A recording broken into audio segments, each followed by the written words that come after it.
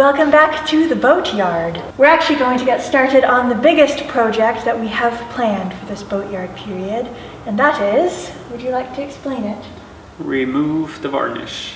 And why are we removing the varnish? This is a big job. This is going to take some time. Yeah, but there is a few places that are getting moist, so we want to make sure that that doesn't happen.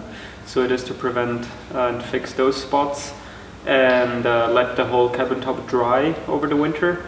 And then we will varnish in the spring. Exactly. The other reason is we were pretty far south in Sicily last season, and the varnish suffers under those conditions. So it does become matte and brittle, and it has a lot of hair cracks. So we could have done by just sanding and then reapplying a few layers like we always do, but we want to check those places that also seem to have a leak.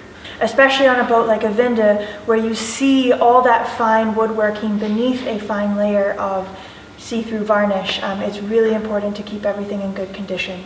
So preventative is definitely better than trying to fix it after things have already gone wrong. Totally. And then it's also because a few things have accumulated over time, like cracks and scratches that are visible now. So even in though the varnish, even though it looked pretty good still, now by redoing it entirely, we get an even stain and an even color, and all those older scars will fade away and be equal again.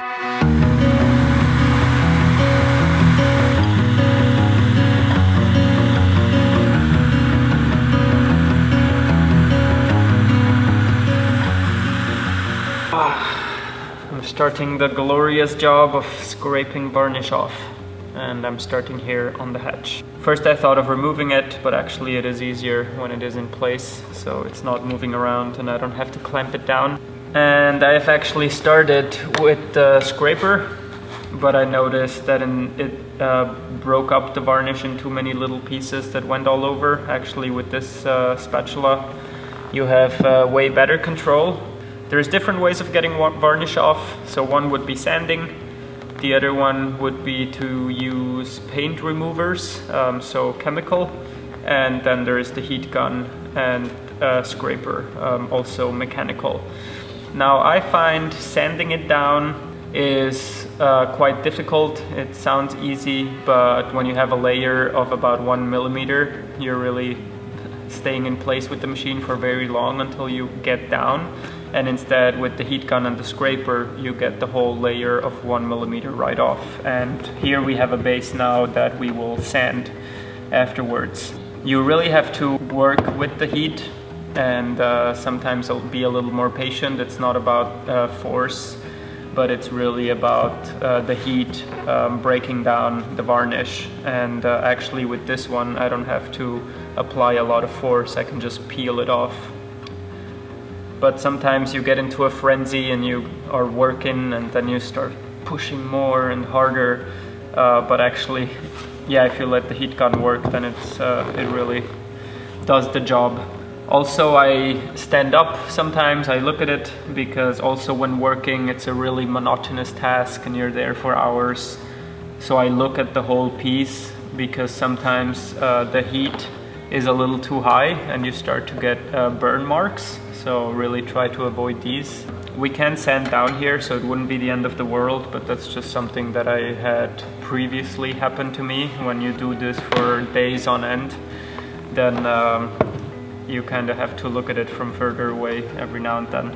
Also, I'm really happy with this tool. I got it on purpose for this. It's a heat gun, and you can regulate the power, so that is how fast it blows out, like how much the quantity, but then also the heat regulation. And you can go really low, I believe like 50 degrees, and up to very, very, very hot.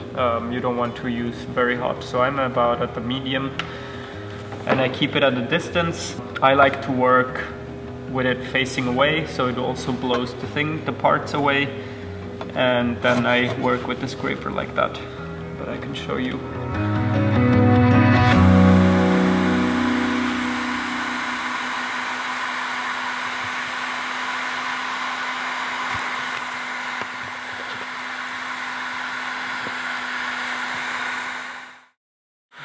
and try to get an edge at the beginning. If I start right here, I'm having a hard time, but I always work from the edge that I already have. And you see, here it's really hard, or quite hard. And instead here that it was warmed up, it literally becomes quite soft, like rubbery. And also you have to find out for yourself. Depends what varnish you use, it depends how many layers are on there, how old they are. But you see, as they get warm, they get really rubbery and it becomes quite easy. So on one side, I could like try to scrape it off with force, and it still works now because it is warmed up a bit. But this would become quite difficult. And instead, with a little bit of heat, I don't have to apply a lot of force and it just slides right away.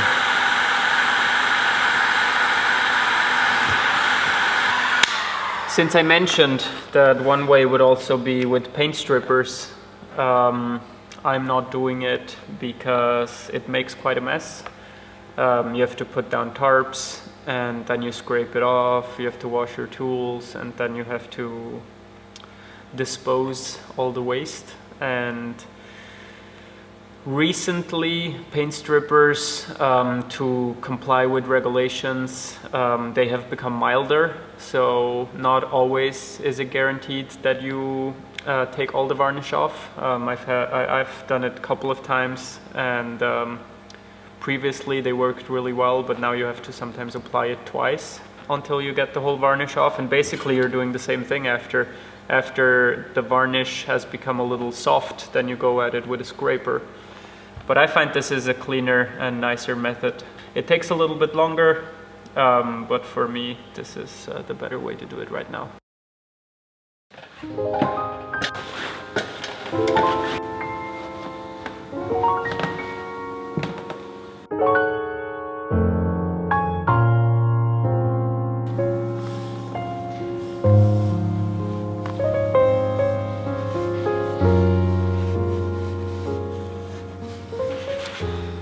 That took a while, but now I'm done.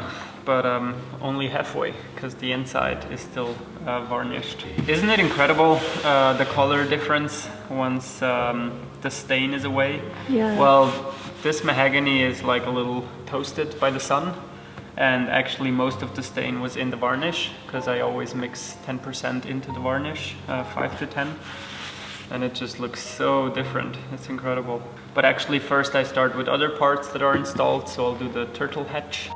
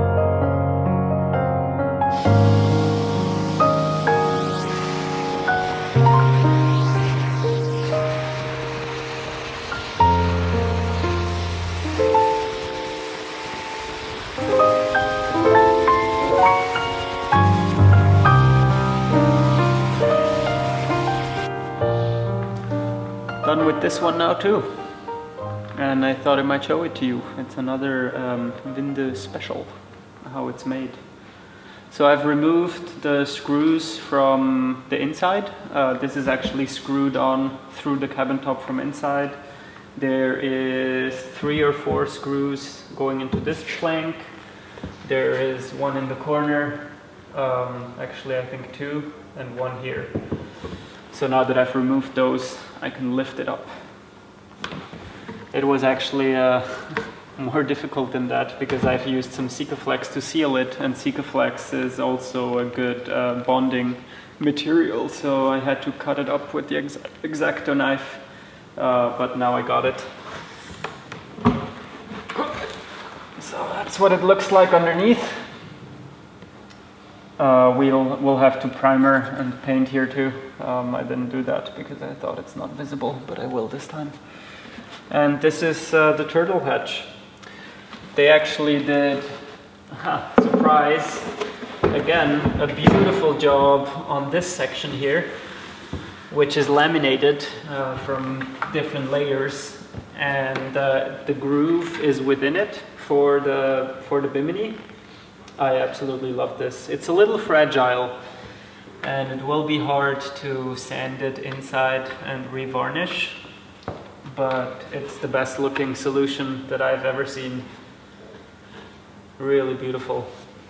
And a real common problem on these, and also on the hatch, is that by now the glue that they used is giving up, and also because the wood warps, very often you get the cracks along these planks, so they start to separate.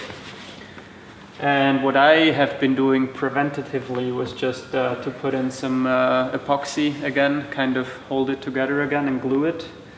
But now there is the front plank, which is coming off. You can see it from here.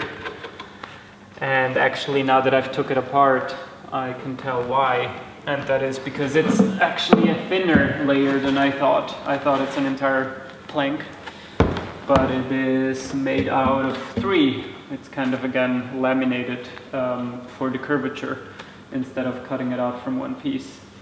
And actually, you can see that the glue is giving up along the whole seam here. So what I will try to do, instead of just filling up this section here and then putting a clamp on it, I will actually first try if I can remove it completely. So then I will have the entire piece glued on again properly. Because as you can see, with moisture and time, it's just starting to separate. Here, I don't know yet if that was the best idea or not, but because I knew that this wood warps a lot and you always get those cracks, I thought that I would add a layer of fiberglass on the inside to stiffen it up. And actually it has worked okay, only that it doesn't include the front part as we just saw. But I didn't get the cracks. Well, I still did get them here. Yeah, so it didn't do the job, and it's best not to cover wood with fiberglass so it can breathe and you can see if there's water underneath, and so you can scrape it off, let it dry and revarnish, and instead like this it's more difficult. But all in all, I am still positively surprised how it held up. It actually looks really good. So yeah, that's what's up with our turtle hatch.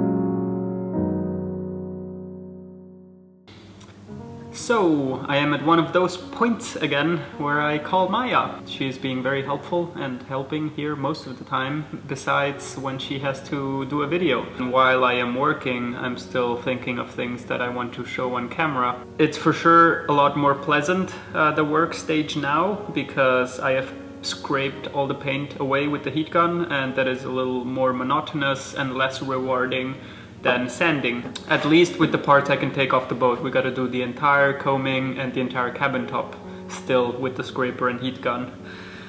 One part why it's monotonous and I don't like it that much is The wood looks like a disaster after you scrape it, and it actually looked fine. I mean, we have many places that we have to deal with.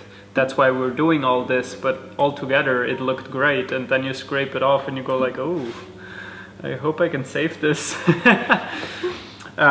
So here I have the turtle hatch. What I wanted to show you is, I hope it's visible. It's pretty visible to the eye. I've divided it into 3 sections. So this section here to the front, that's what the wood looks like if it was stained, and then you just scrape the varnish off. So it still has a little bit of reddish tint to it. And then this third here is when I sand it, but just lightly. Would you say lightly or slightly? Both work. Both. So I lighted it lightly, slightly. And you can see that it is yellow compared to here. Here I sanded it down a little more. And this is basically fresh, healthy mahogany, and this still is sun bleached. So I just thought that would be an interesting comparison. But since we have a few places on the boat which are veneer, I also wanted to examine how it would be if one just goes on with the sun bleached wood of staining that again. What color would it end up being, and does it actually get a nice result? Because where I can, I sand down as much as I can, but some places I cannot.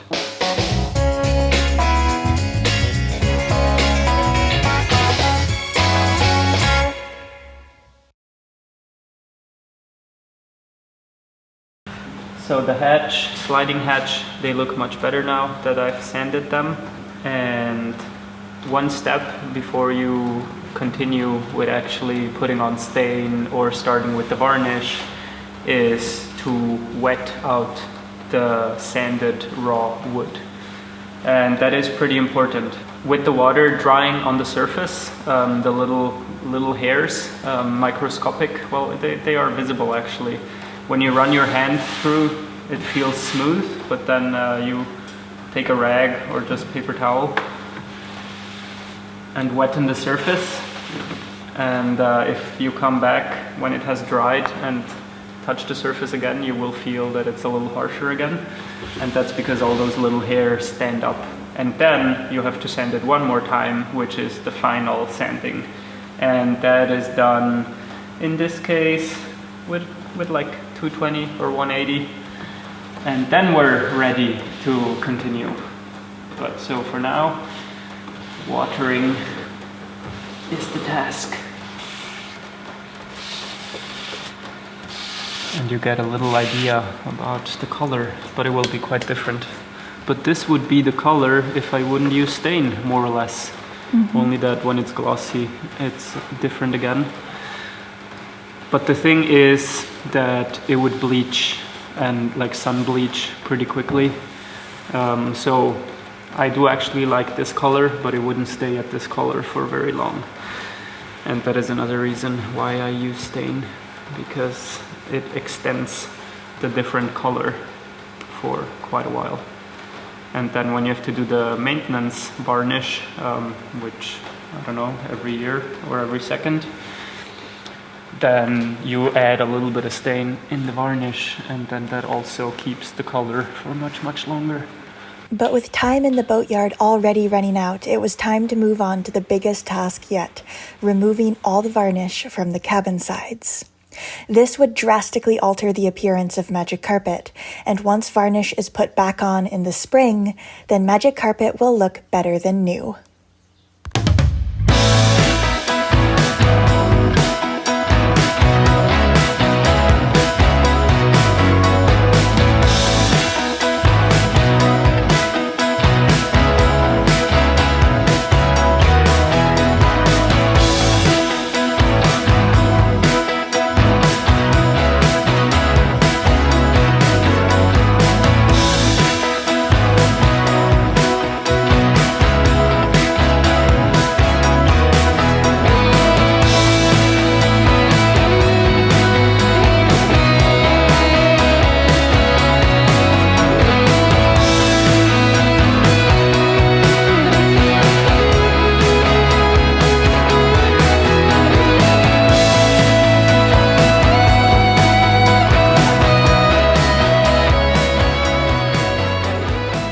second day on the varnish. I am starting on the other side.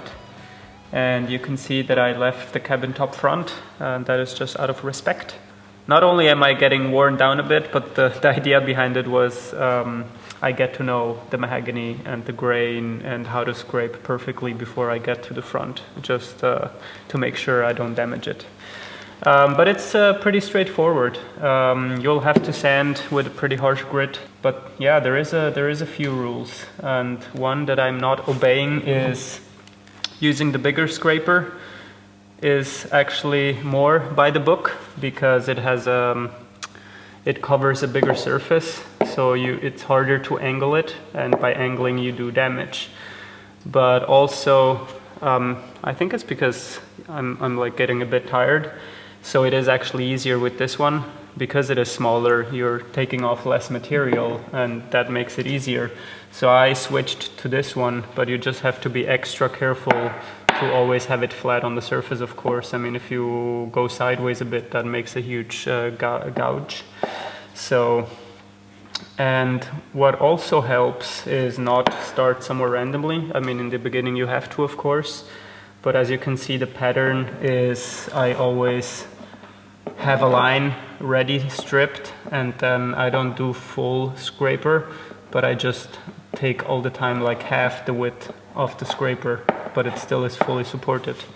And most of the job is actually getting the varnish warm and hot, and then you're really not scraping, you're just pushing it off. It's just really monotonous and all in the wrist and in the same arm.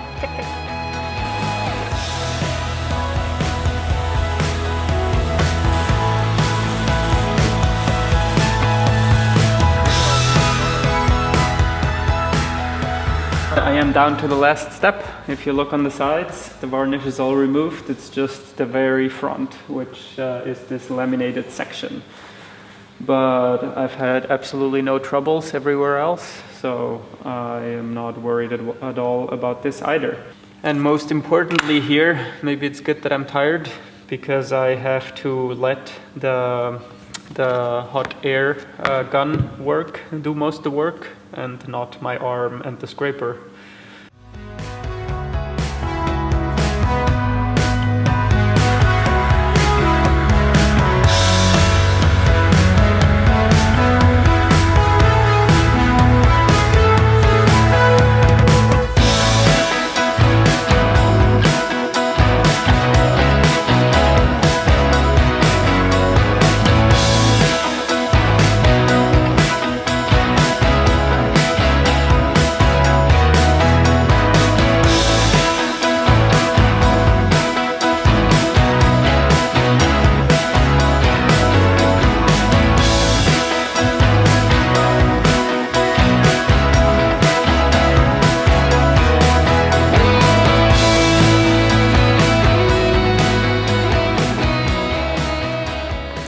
As always, thank you so much for watching. If you enjoyed this video, please give it a thumbs up and subscribe to our channel. Click the notification bell. We post a new episode every Friday.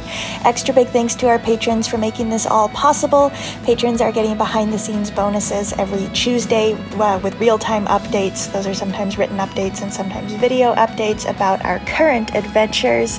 And an extra big thanks to these folks who really go above and beyond to make sure that Magic Carpet keeps being produced. We will see you all next Friday.